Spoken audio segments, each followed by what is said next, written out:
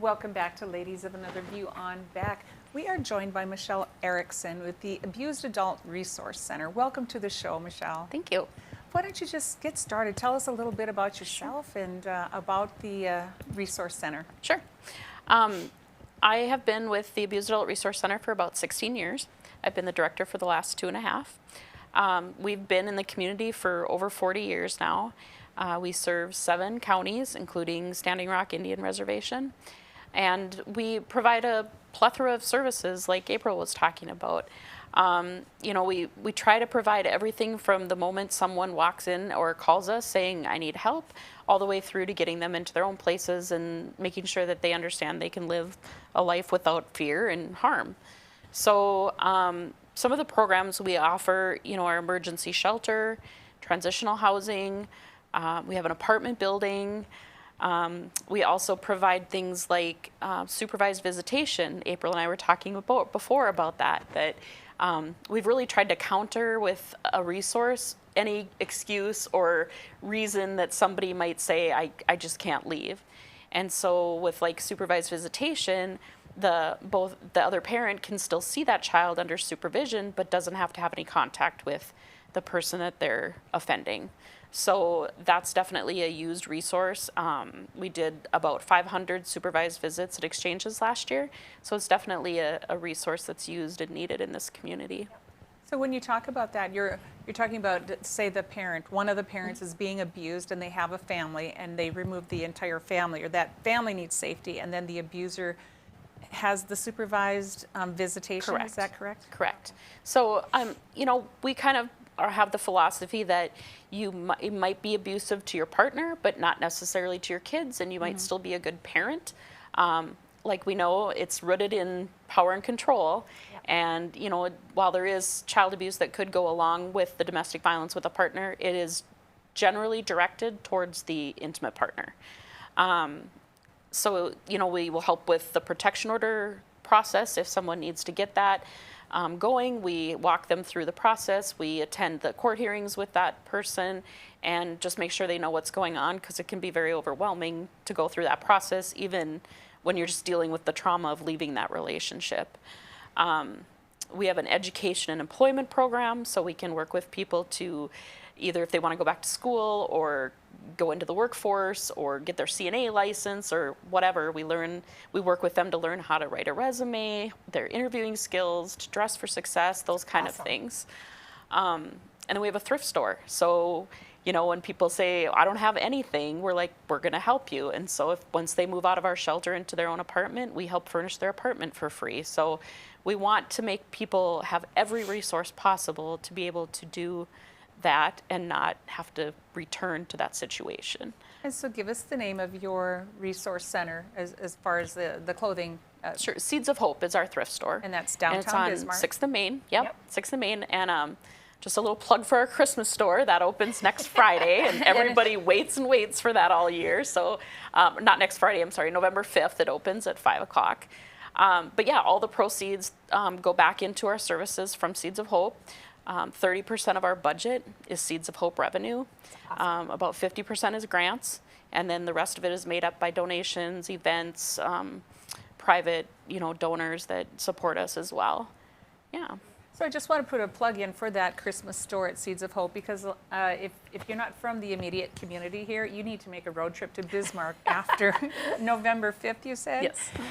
They have the basement of the Seeds of Hope is just a Christmas store, and you can buy anything from a jingle bell to a tree to anything else to put on it, and find some really good deals like Lennox. I mean, very high-end Christmas stuff, and all of that stuff goes to help the abused families. Correct. Oh, that's amazing. Yeah. Awesome. So, yeah. And last year we had 908 new victims of domestic violence, 147 new victims of sexual assault, and we worked with 31 human trafficking victims. So our services are pretty varied as far as who we work with, stalking, dating violence. We have high schoolers that are coming in that are in these situations, and it's really sad because a lot of it is generational. They've grown up in that. They think that that's the way it's normal. It's supposed to be, right?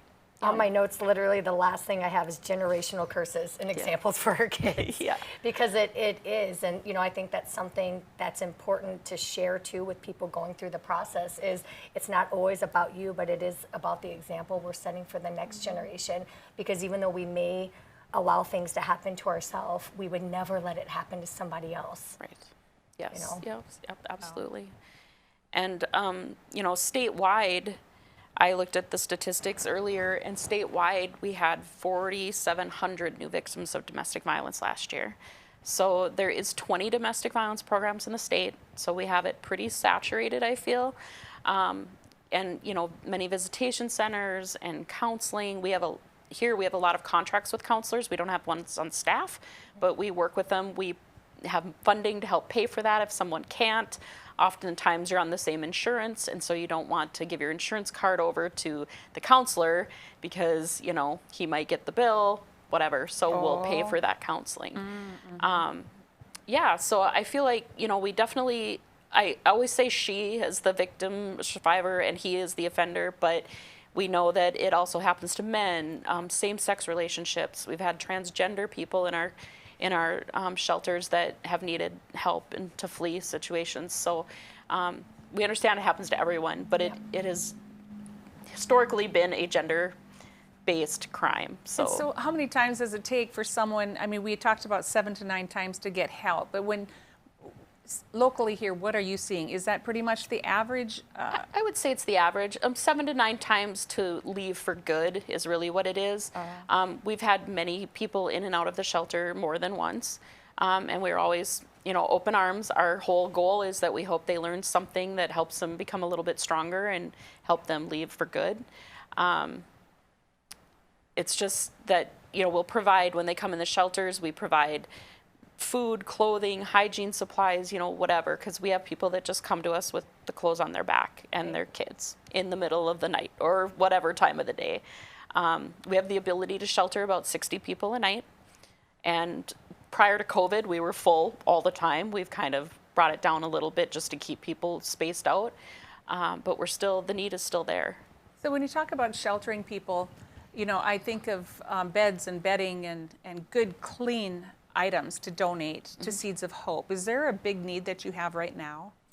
We have a lot of the times the things that we don't have are like diapers and wipes, gas cards, bus passes. We use taxis a lot. That doesn't usually get funded. Grocery gift cards are helpful. Phones are, you can't do anything in this community and probably anywhere without a phone. You can't apply for a job. You can't have follow-up calls for interviews or your paperwork that you do with social services or your housing applications. So phones and phone cards are very, very important to have as well. Oh, wonderful. And then you said that there are also scholarships or sponsors for kids and activities, that type of stuff?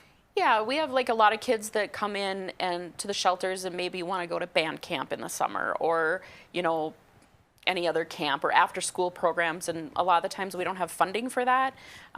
We'll ask out in the community, would everybody sponsor a child for this or sponsor a couple kids in the after school program or, whatever the need is, it changes. So, but we've had we always get zoo sponsorships, we get Raging River passes, so there's always things that people donate for us too.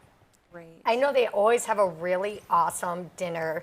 We were talking about that. They may not do it this year, but there's an awesome 9-course dinner. I think it was seven or 9-course.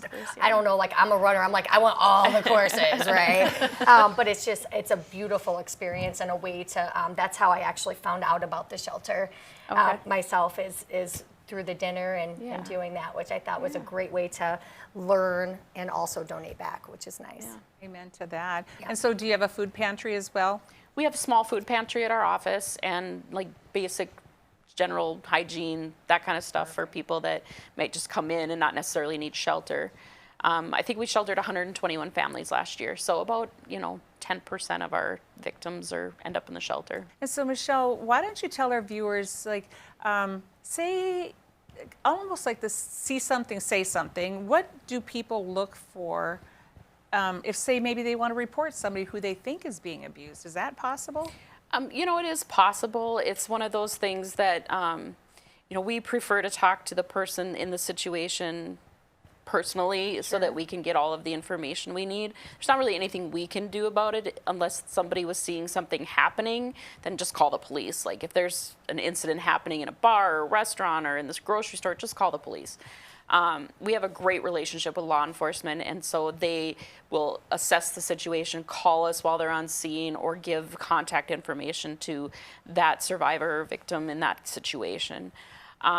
But yeah, things to look for are, you see sometimes a lot of the eye looks, like you might be just seeing somebody kind of give somebody a look like, don't you dare go talk to that person, or, maybe that person that's being abused keeps their head down a lot or doesn't socialize, or you see them, maybe not working, there's a million different things, and there's a lot of reasons why people stay in those situations, and there's kids involved sometimes, or the person that's abusive is the one making the money, or their name is on the house, or 100 things. So one thing that drives me nuts is when people say, why doesn't she leave? Well, why aren't we asking, why does he abuse her? That's where the issue is. Excellent point. So yeah, if you see somebody in a situation like that, sometimes it's nice to be able to just say, hey, do you want to come to the bathroom with me? Or, try to get them away to see if they're okay. You don't ever necessarily want to be very upfront about it because you don't want to put that person in more danger, because we know a lot of it happens behind closed doors. Yeah. And, she might be getting the wrath of that when they get home, even though he's like, oh, just, everything's great. Then when they get home, something awful happens. And April's nodding. She knows what I'm saying.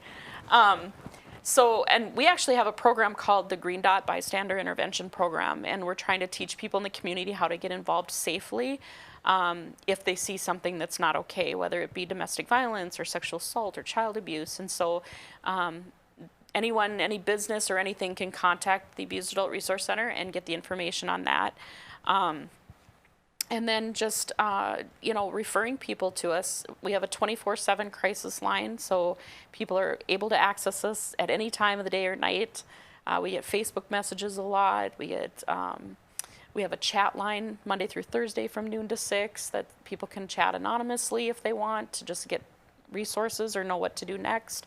But yeah, we'll just walk people through whatever they want to do. We meet people where they're at. They might just want to know, how can I be safer? I don't plan on leaving yet. I just want to know how to be safer. We'll work with that. Yeah. And I think a lot of people in this situation too are embarrassed. Mm-hmm. And they don't know where to go, and they don't know who to trust, because anybody that they trusted has probably been isolated from them.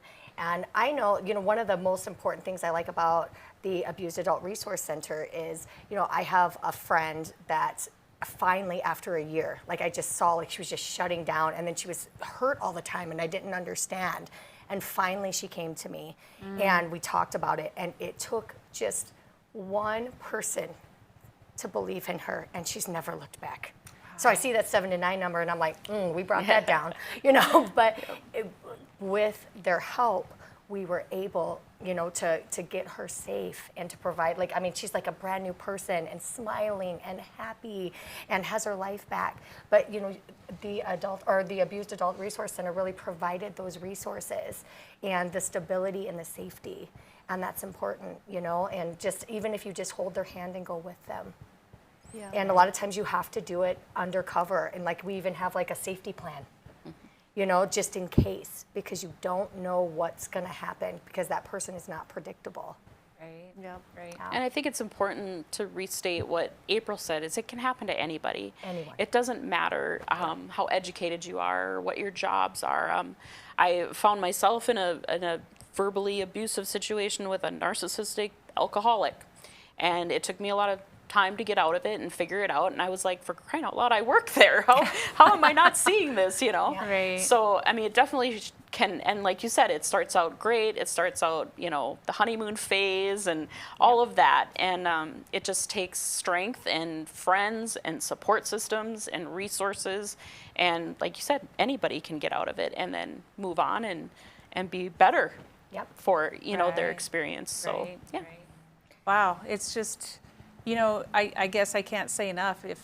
If anybody needs help out there, just go ahead and call, because again, it's anybody, any walk of life, any business, any, you know, stature. It's like, it is out there, and it's we don't have to make it 7 to 9. Leave after that first time. Let's get that number down instead of, don't wait for that 9th time. And if that's the average, you know, like you said, it was over 20 before you saw it. Yeah. We've got to just be proactive. And I think of say a young lady who used to be outgoing and bubbly, and all of a sudden she gets quieter and meeker and just kind of a shell of the person that she was. I can think of a relative that everyone's always told me, oh, she was so outgoing and so fun in high school, and now she's just stone cold. And you can only guess what's going on. And I think when you're in that situation, you don't always see it happening. right. You don't Like at all. it's so progressive, but yet not. I didn't realize I was isolating and losing my friends. Like, I was never doing anything with my friends, and then I realized, you know, after time, I was like, what is happening? But yeah, I think it's just something that you do see those changes in their physical appearance, their mannerisms, their personalities, and you know, even if it's not that and it's something else, just check in with your friends. Just ask them if they're okay.